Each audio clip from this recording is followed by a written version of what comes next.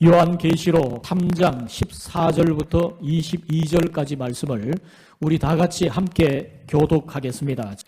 라오디게아 교회의 사자에게 편지하라. 아멘이시요 충성되고 참된 증인이시요 하나님의 창조의 근본이신 이가 이르시되 내가 내 행위를 아노니 내가 차지도 아니하고 뜨겁지도 아니하도다. 내가 차든지 뜨겁든지 하기를 원하노라. 내가 이같이 미지근하여 뜨겁지도 아니하고 차지도 아니하니 내 입에서 너를 토하여 버리리라. 내가 말하기를 나는 부자라 부유하여 부족한 것이 없다 하나 내 공고한 것과 가련한 것과 가난한 것과 눈먼 것과 벌거벗은 것을 알지 못하는도다. 내가 너를 권하노니 내게서 불로 연단한 금을 사서 부요하게 하고 흰옷을 사서 입어 벌거벗은 수치를 보이지 않게 하고 안약을 사서 눈에 발라 보게 하라. 물은 내가 사랑하는 자를 책망하여 징계하노니 그러므로 내가 열심을 내라. 회개하라. 볼지어다 내가 문 밖에 서서 두드리노니 누구든지 내 음성을 듣고 문을 열면 내가 그에게로 들어가 그와 더불어 먹고 그는 나와 더불어 먹으리라. 이기는 그에게는 내가 내 보좌에 함께 앉게 하여 주기를 내가 이기고 아버지 보좌에 함께 앉은 것과 같이 하리라. 같이 봅니다. 귀 있는 자는 성령이 교회들에게 하시는 말씀을 들을지어다. 아멘.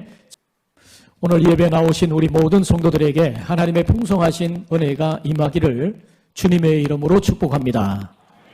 2층에서 영상으로 예배 드리시는 우리 성도들에게도 동일한 은혜가 임할 줄 믿습니다. 여러분 맥가브란이라고 하는 분이 있는데 이분은 미국의 풀러 신학교의 선교학 교수로 또 인도의 선교사로 사역하셨던 분인데 교회 성장 운동의 선구자로 잘 알려져 있습니다. 여러분 이분이 교회에 관해서 이런 말씀을 했는데 교회가 구성원이 세 부분으로 나누어진다고 했어요. 10%의 부류의 사람들은 깨어서 열정을 다해서 사역하는 사람이라는 겁니다. 80%의 사람은 약간 잠들어 있다는 거예요. 그리고 10%의 사람들은 아주 깊은 잠에 빠져 있다. 영적인 잠에 빠져 있다라고 이야기를 했습니다. 이분이 하는 말인데 목회가 뭐냐? 목회는 10%에 깨어있는 그런 사람과 함께 열정적으로 함께 사역하는 것이다. 그리고 80%의 영적으로 잠든 사람을 깨우는 것이다. 그리고 나머지 10% 깊은 잠에 들어있는 사람은 어떻게 해야 되느냐? 가만히 두랍니다. 왜냐? 깨우면 시끄럽다는 거예요. 이분의 이야기입니다. 근데 여러분 이분의 말씀 중에 90%가 잠들어 있다는 것, 이것은 우리에게 굉장한 도전을 주는 말씀입니다. 여러분 이 맥가브란의 이야기와 같이 잠든 심령, 잠든 교회, 여러분 라오디게아 교회가 그런 교회였어요. 여러분 우리가 지금까지 6개의 교회를 살펴봤고 오늘 7교회 중에 이제 마지막인데 주님이 개 교회의 말씀을 전하실 때 칭찬도 하시고 책망도 하셨잖아요. 그런데 여러분 줄곧 주구장창 책망만 받은 교회가 라오디게아 교회입니다. 주님이 얼마나 안타까우셨을까 그런 생각을 하는데 여러분 주님께서 이 교회를 통해서 하시는 이 말씀은 오늘날 우리들에게 주는 말씀이기도 합니다. 오늘날 이 현대교회가 이 라오디게아 교회의 메시지를 아주 깊이 있게 들어야 합니다. 왜냐하면 이 라오디게아 교회에 주신 주님의 말씀은 그 교회에게만 주신 주님의 말씀이 아니고 오늘날 우리 교회에게 그리고 우리에게도 주시는 말씀이기 때문에 그렇습니다. 그래서 여러분 오늘 말씀의 마지막에 22절에 뭐라고 말하죠? 귀 있는 자는 성령이 교회들에게 하시는 말씀을 들을지어다. 여러분 모든 교회에게 주셨던 말씀은 그 교회만의 메시지가 아니라 또한 우리 모든 교회, 모든 성도에게 주는 주님의 말씀이라는 것이죠.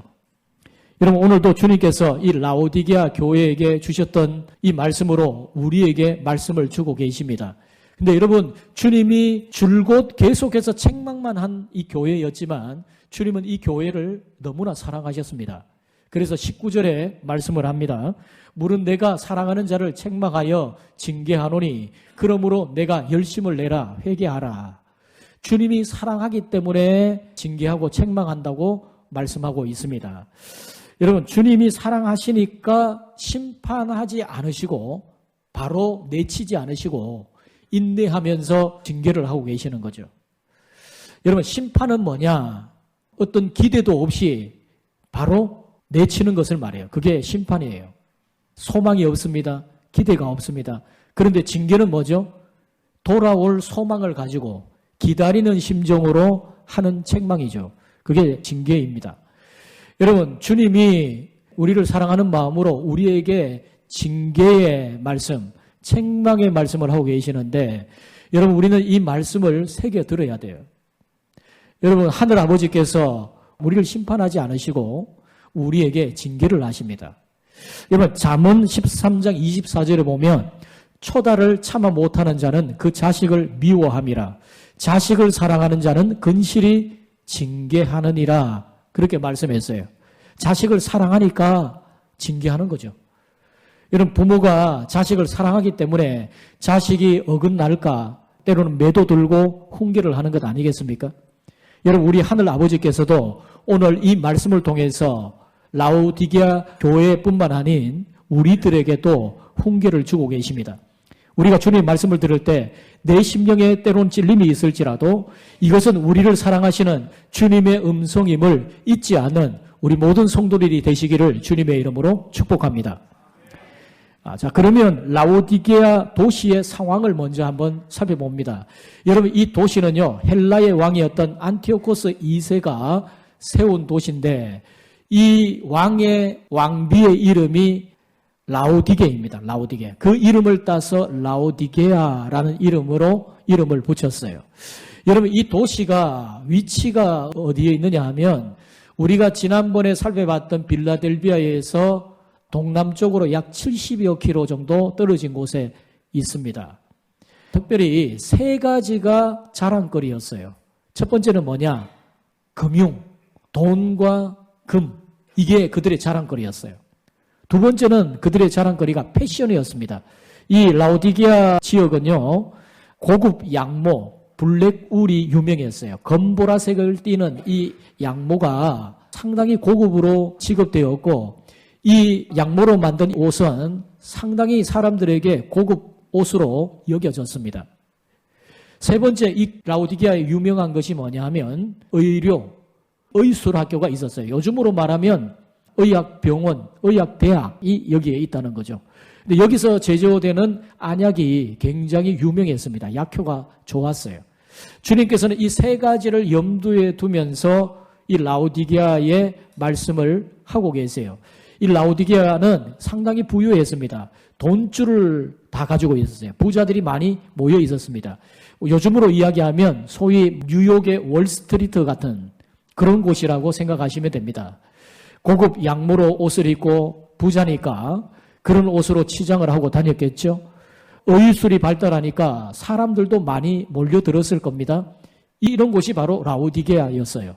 근데 여러분, 이 라오디게아에 부족한 것이 있었는데 그게 뭐냐 하면 물이 부족했습니다. 생활 용수가 부족했어요. 그래서 이 라오디게아는 두 도시에 물을 끌어왔습니다.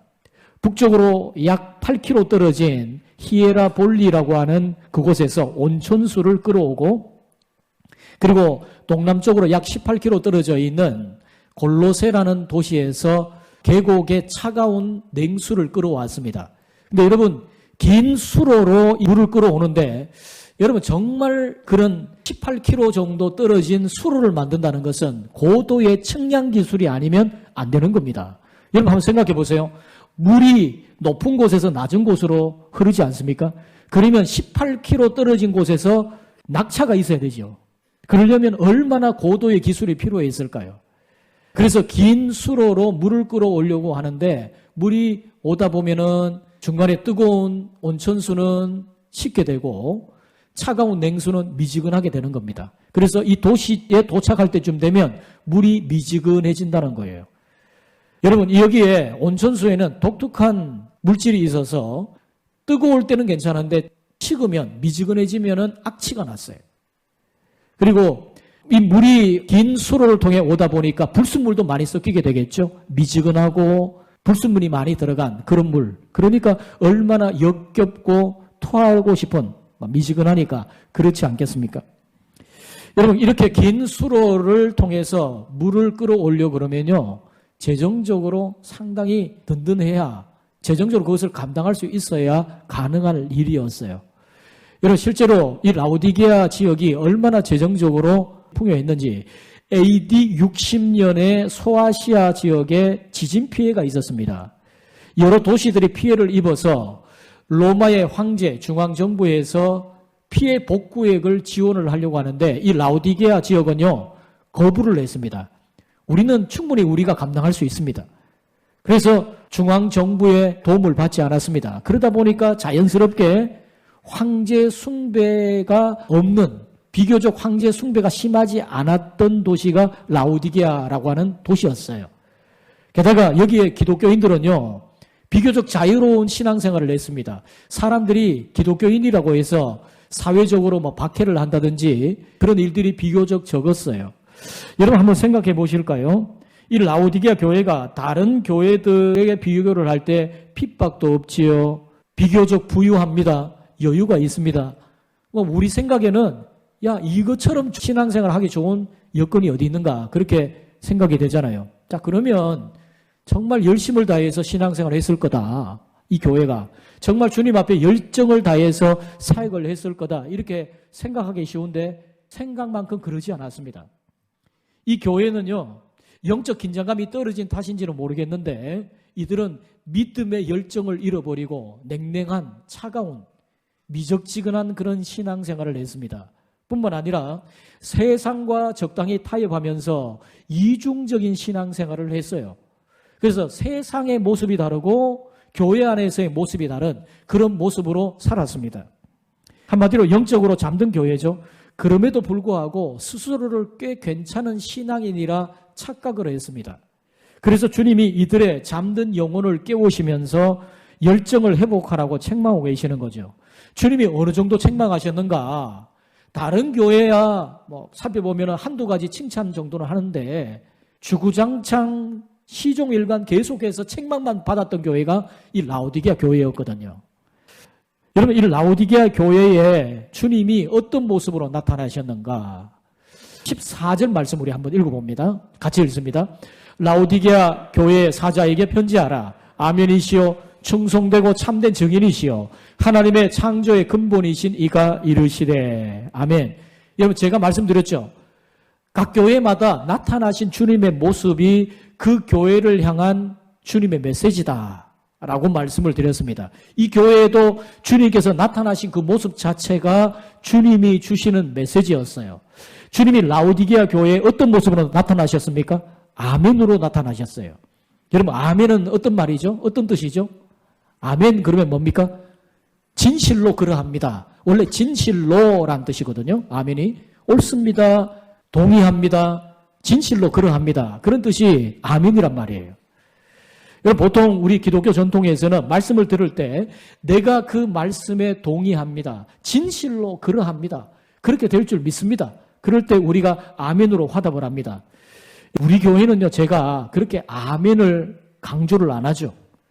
왜냐하면요 저는 젊을 때 그런 경험이 있어요. 어떤 부흥 강사분이 오셔서 아멘을 얼마나 강조를 하시는지 부흥 강사가 이래도 아멘 저래도 아멘 심지어 방귀를 뀌는데도 아멘.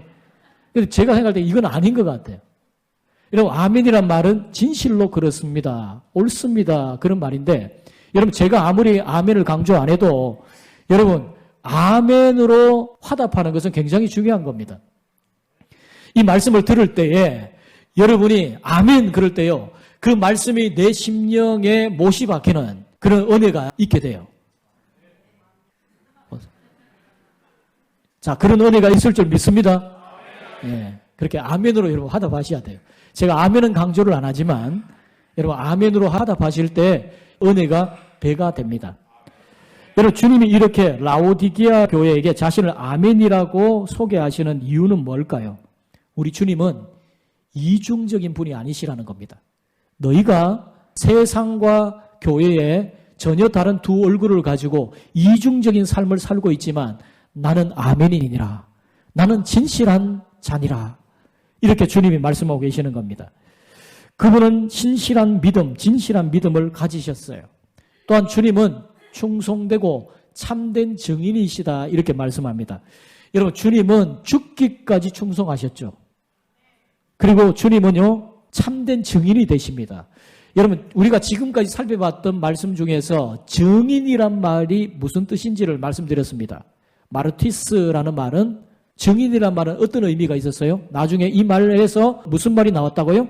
순교자라는 말이 나왔다고요. 영어에 마터, 순교자라는 말이 나왔어요. 그러니까 우리 예수님은 참된 증인이시다. 우리 주님은 십자가에서 자신을 내어놓으시기까지 우리를 위해서 죽기까지 충성하시고 우리를 위해 자신을 아낌없이 내어주신 참된 증인이신 분이시다. 그 말씀을 하고 있습니다. 주님이 이 말씀을 통해서 우리 가운데 주는 메시지는 뭡니까? 라오디게아 교회에게 주님이 주시는 메시지는 뭡니까? 나는 너에게 내 자신을 주었어. 내가 죽기까지 너를 위해서 내 자신을 내어놓았어. 그런데 왜 너는 미지근한 그런 신앙의 삶을 살고 있냐? 주님이 주시는 도전입니다. 또 주님은 자신을 하나님의 창조의 근본이신 분으로 소개를 하고 있습니다. 여러분, 주님은 모든 것의 근원이신 분, 모든 것을 공급하시는 분이신 줄 믿습니다. 라오디게아 교회, 너희들이 지금 누리고 있는 그런 풍요, 너희에게 주어진 좋은 환경, 너희 스스로 잘나서 너희 스스로의 노력으로 이루어진 것처럼 생각하지 마라. 다 내가 너희에게 준 축복이다. 그것을 잊지 마라. 주님 그렇게 말씀하고 있는 겁니다. 라오디게아 교인들은 자신들이 누리고 있는 모든 것들이 자신의 노력의 결과로 이루어진 거라고 생각을 했어요. 주님께서 말씀합니다. 너희가 누리고 있는 그 모든 것들은 바로 내가 너희에게 준 것이다. 그것을 잊어서는 안 된다. 주님은 그래서 창조의 근본이신 이로 이 라오디게아 교회에 나타내 보이셨던 겁니다. 자, 그러면 이 라오디게아 교회를 향한 주님의 책망이 뭡니까? 자, 15절, 16절 우리 같이 한번 읽어보겠습니다. 같이 읽습니다. 시작. 내가 내 행위를 아노니 내가 차지도 아니하고 뜨겁지도 아니하도다. 내가 차든지 뜨겁든지 하기를 원하노라. 내가 이같이 미지근하여 뜨겁지도 아니하고 차지도 아니하니 내 입에서 너를 토하여 버리리라. 여러분, 제가 아까 말씀드렸다시피 이 라오디게아라고 하는 지역에서 물이 부족하니까 인근의 두 도시에서 물을 끌어왔다 그랬죠. 수로를 통해서.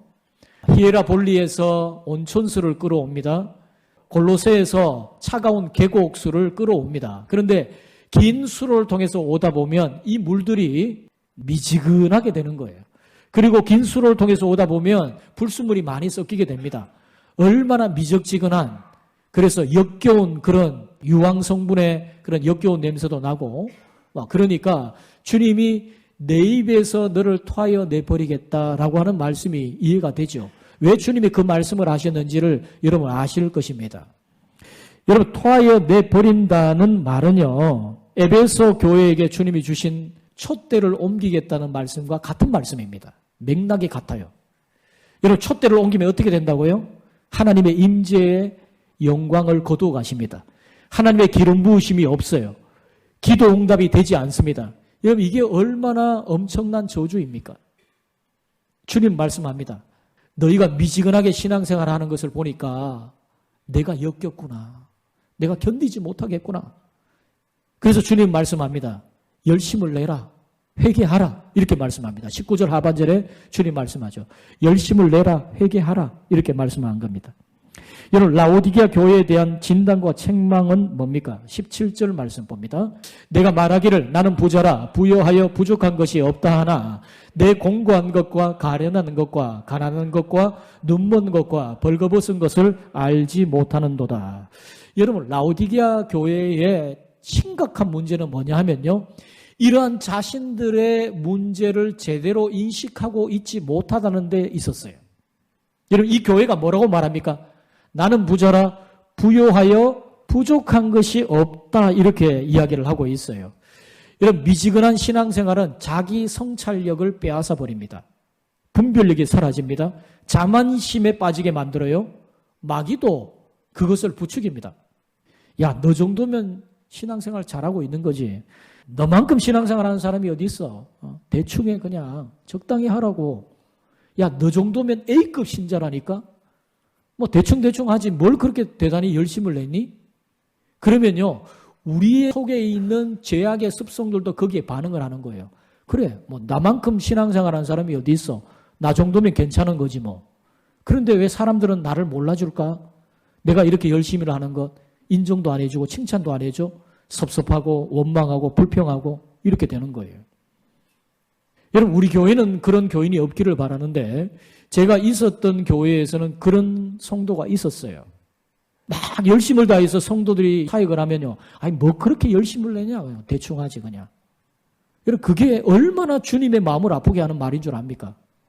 여러분, 사단이 그러거든요. 사단이. 너 대충 해. 열심을 낼 필요 있어. 그냥 대충 해. 그냥 신앙생활 대충 하라고. 너만큼 잘하는 사람이 어디 있냐? 이렇게 우리의 건전한 분별력을 빼앗아가고 그렇게 하는 것이 사단이 하는 일이라는 거예요. 여러분, 우리는 어떻습니까? 잘못된 영적 자기 도취에 빠져 있지는 않습니까? 여러분, 영적인 자만심을 경계하셔야 돼요. 라오디게아 교회의 영적 자만과 자기 도취를 주님은 깨트려 버리십니다. 그래서 뭐라고 말하죠? 그 다음에 내 공고한 것과 가려는 것과 가련한 것과 눈먼 것과 벌벗은 것을 알지 못하는도다.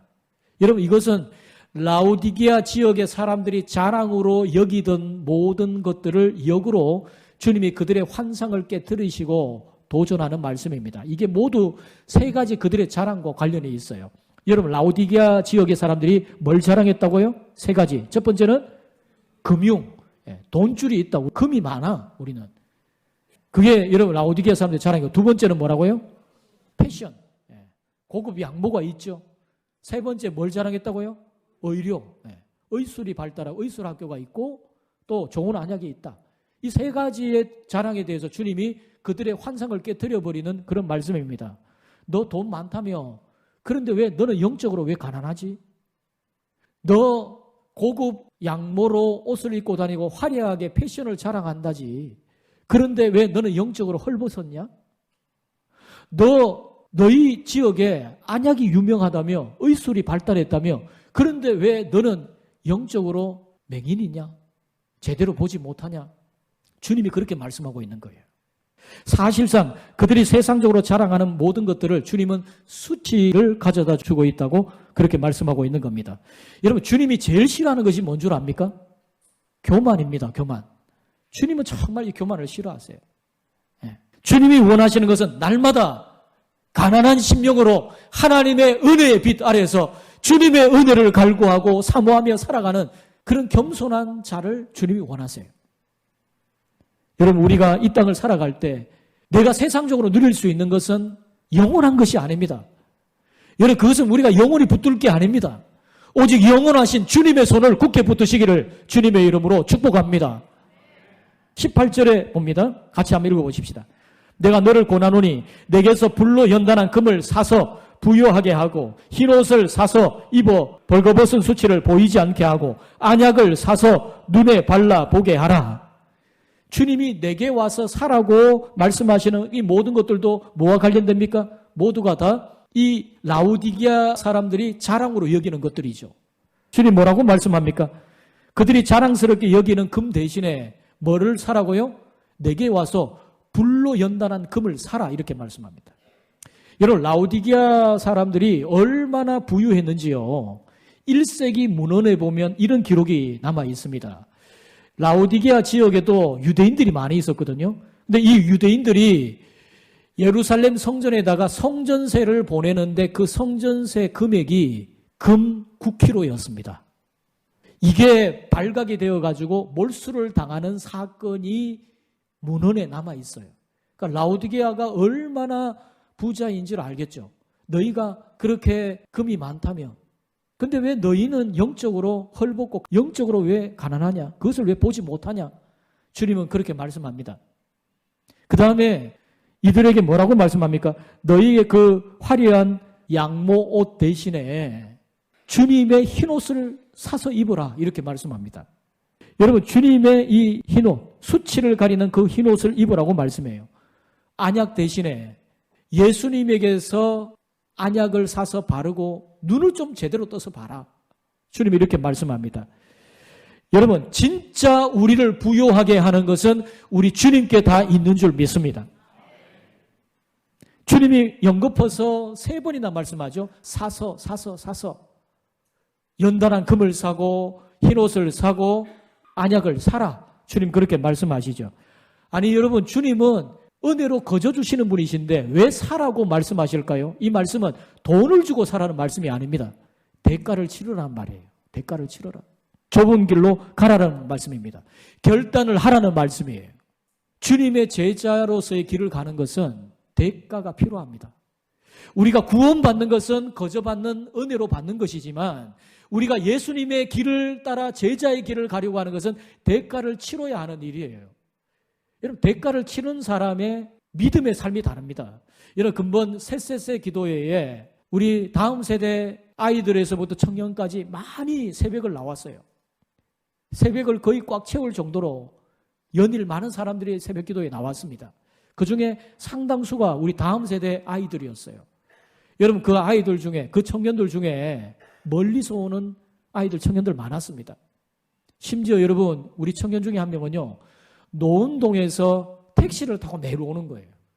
오다 보니 택시 운전수가 하는 말이, 아니 아가씨가 이 새벽에 어디를 가노? 예, 교회를 갑니다. 아저씨 예수 믿으세요. 복음도 전하고. 근데 여러분 한번 생각해 보세요. 그저 내가 이 새벽에 뭘 가? 뭐 가기는 대충 믿지 뭐 그냥. 이렇게 하는 사람하고 대가를 치르고 주님의 교회에 나와서 새벽을 깨우는 사람의 마음가짐이 어떻게 같을 수 있겠어요? 여러분, 대가를 치르는 사람은요, 마음가짐이 다릅니다. 마음가짐이 달라요.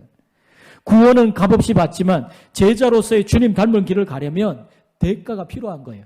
그래서 주님이 제자가 되려고 하는 자들에게 뭐라고 말씀합니까? 누구든지 나를 따라오려거든 자기를 부인하고 자기 십자가를 지고 나를 따르라, 이렇게 말씀하셨어요. 너희가 대가를 각오하지 않으면 나의 제자가 되지 못한다. 주님은 그렇게 말씀하셨습니다. 여러분, 주님께서 우리에게 말씀하시는 것은 뭡니까? 오늘날 많은 크리스찬들이 대가 없이 제자의 길을 가려고 한다는 겁니다. 구원은 받기를 원하면서 주님이 원하시는 좁은 문, 좁은 길로 가려고 하지 않는다는 것입니다. 여러분, 주님을 따라가려면 대가를 치르셔야 돼요. 거기에 은혜가 넘칩니다. 주님을 위해 희생한 만큼, 주님을 위해 수고한 만큼 그 속에 은혜가 넘치는 거예요. 그래서 여러분, 주님이 19절 하반절에 뭐라고 말합니까? 그러므로 내가 열심을 내라, 회개하라, 이렇게 말씀합니다. 열정적 신앙생활을 하라는 것이에요. 여러분, 우리가 한 번뿐인 우리의 인생 살아가면서 주님과 뜨거운 열정적 사랑으로 신앙생활하는 저와 여러분 되기를 주님의 이름으로 축복합니다. 한 번뿐인 인생 아닙니까? 여러분, 저는 교회사에 조지 휘필드라고 하는 유명한 설교자를 굉장히 존경합니다. 제가 제일 존경하는 사람이에요. 이분이 무슨 말을 했냐면 이런 말을 했어요. 나는 녹슬어 사라지기보다 달아 없어지기를 원하노라, 그렇게 말씀했어요. 우리의 인생 어차피 녹슬어 사라지는 인생 아닙니까? 이왕 살 인생이라면 정말 주님 앞에 열정적으로 주님을 뜨겁게 사랑하는 믿음으로 여러분 살아가면 얼마나 좋겠어요. 주님이 그걸 원하신다는 거예요. 여러분, 제가 알고 있는 어떤 청년은요, 소개팅을 해서 여자를 소개해주면 늘 언제나 잘 안 되는 거예요.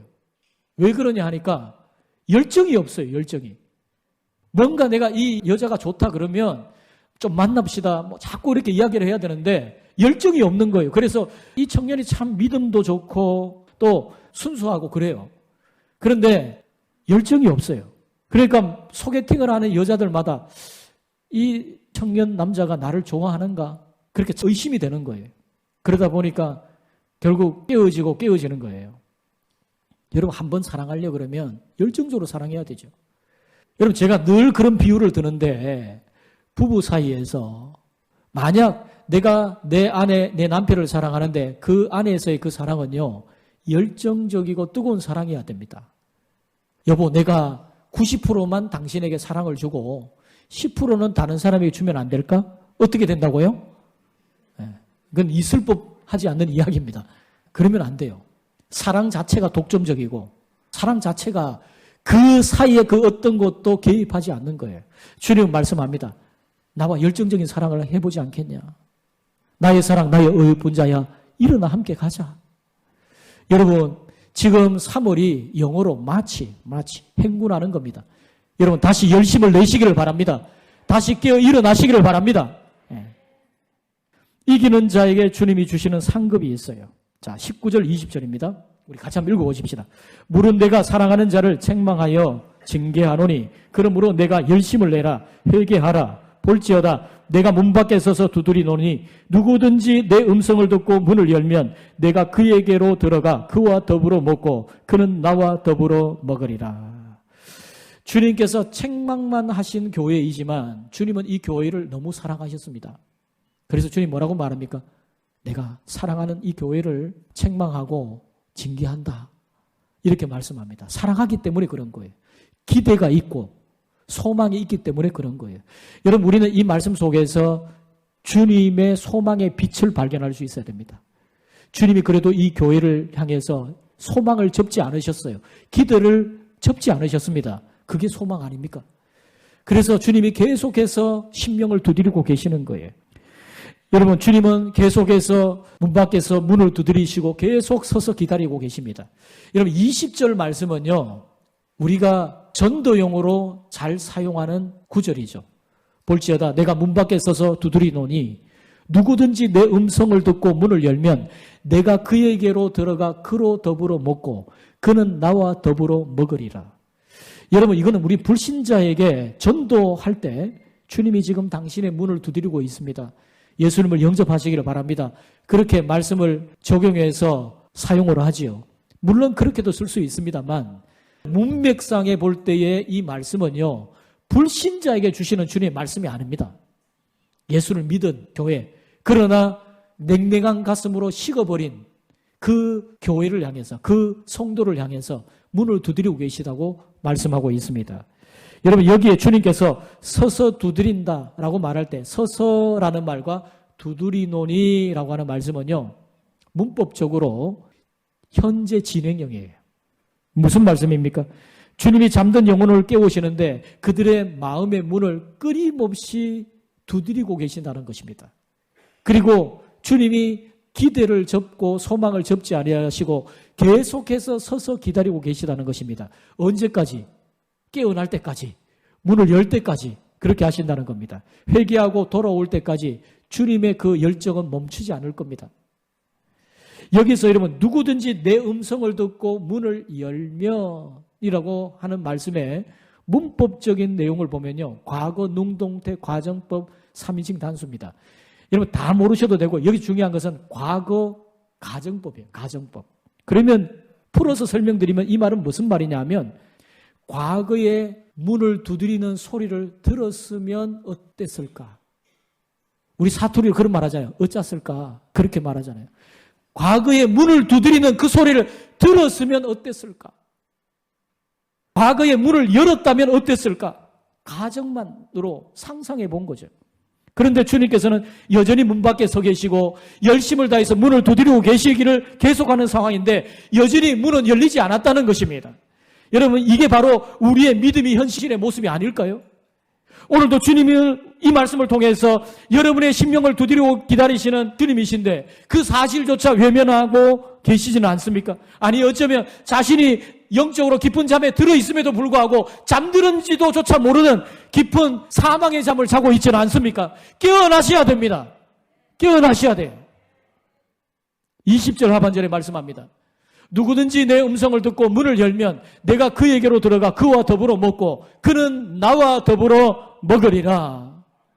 여러분, 주님은 구역질나는 이 라우디게아 교회에게 토하여 내버리지 않으시고 더 중요한 것은요, 같이 식사를 하고 싶으시대요. 나 너와 함께 식탁 교제를 나누고 싶어. 주객이 전도된 꼴 아닙니까? 라우디게아 교회는 주님의 교회이고 그 교회의 머리가 주님이신데 그런데 주님이 문 밖에서 두드리고 계십니다. 세상의 부여에 젖어 잠들어 있는 그 심령은 그것도 모른 채 문을 열지도 않고 있습니다. 그대로 가다 보면 분명히 심판을 면치 못합니다. 토하고 내치고 싶은 그런 교회입니다. 그런데도 주님은 문을 계속 두드리고 계십니다. 토하여 내치우는 것이 아니라 더러운 그 라오디게아 교회를 향해서 회개시키시고 함께 식사를 하고 싶으시대요. 여러분, 이것뿐만 아닙니다.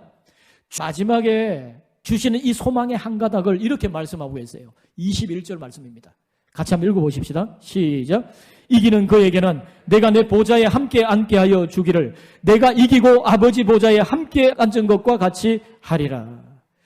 여러분, 예전에 전쟁에서 승리하고 돌아오는 장수, 가장 큰 공로가 있는 장수에게 왕이 어떻게 하느냐, 왕 앞에 가면 왕이 이렇게 이야기합니다. 올라오게. 그래서 내 옆에 앉혀주는 거예요. 주님이 주시는 영광입니다. 여러분 보세요. 주님은 라오디게아 교회가 만일 회개하고 돌아오면 주님의 보좌에 함께 앉게 해 주시겠다고 말씀합니다. 무슨 경우가 이렇습니까?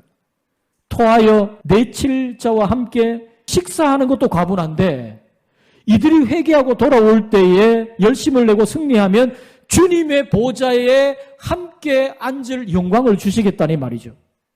여러분, 이것은 세상을 심판할 권세를 너에게 함께 주겠다는 말씀입니다. 이게 얼마나 놀라운 말씀입니까? 아니, 용서하고 심판받지 않는 것만 해도 과분한데 주님 뭐라고 말씀합니까? 라오디게아 이 교회에게 이런 은혜를 주겠다는 말이죠. 여러분, 라오디게아 교회가 지금 비록 심각한 영적 상태에 있지만 돌아오기만 한다면 나중된 자가 먼저 되는 것처럼 영적인 역전의 현상이 일어나게 될 것이다. 주님은 그렇게 말씀하고 있습니다. 여러분, 주님께서 오늘 잠들어 있는 심령을 향해서 오늘 이 말씀을 하고 계십니다. 네가 깨어 열심을 다해 돌아오기만 한다면 나는 너에게 이런 복을 줄 준비가 돼 있어. 나는 이런 놀라운 축복의 보따리를 너에게 줄 준비가 돼 있어. 사랑하는 성도 여러분, 지금 이 시간 말씀을 통해서 잠든 우리의 심령의 문을 깨우시며 두드리시는 주님의 그 소리를 들을 수 있기를 주님의 이름으로 축복합니다. 주님은 말씀합니다. 깨어나라. 회개하고 미지근한 신앙을 정리하고 다시 뜨거운 열정을 회복하라. 주님은 말씀하고 계십니다.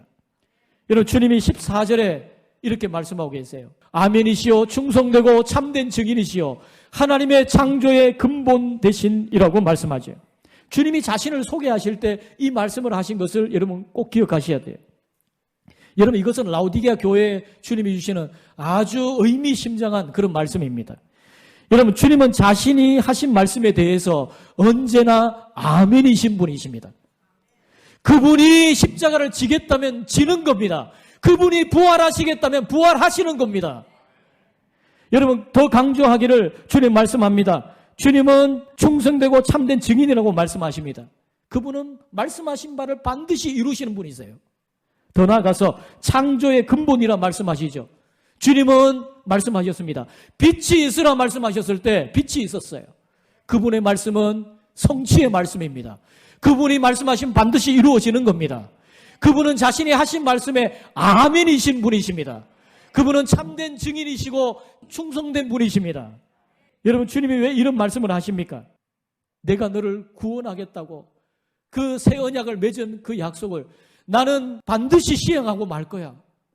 나는 너를 포기하지 않을 거야. 나는 너를 끊임없이 사랑할 거야. 그래서 주님은 토하여 내치고 싶은 이 교회일지라도 그 교회를 포기하지 않겠다고 말씀하시는 겁니다. 사중 강조 아닙니까? 아멘이시고 충성되시고 참된 증인이 되시고 창조의 근본 되시니라고 사중 강조로 말씀하시는 거예요. 나는 너를 포기하지 않을 거야. 창조의 시작이신 그 예수님께서 이제 재창조의 그 일을 온전히 이루시겠다고 말씀합니다. 이 일에 주님은 아멘이신 분이십니다. 구원의 사역, 그 십자가의 사역을 내가 온전히 이루어 주겠다고 말씀하시는 거예요.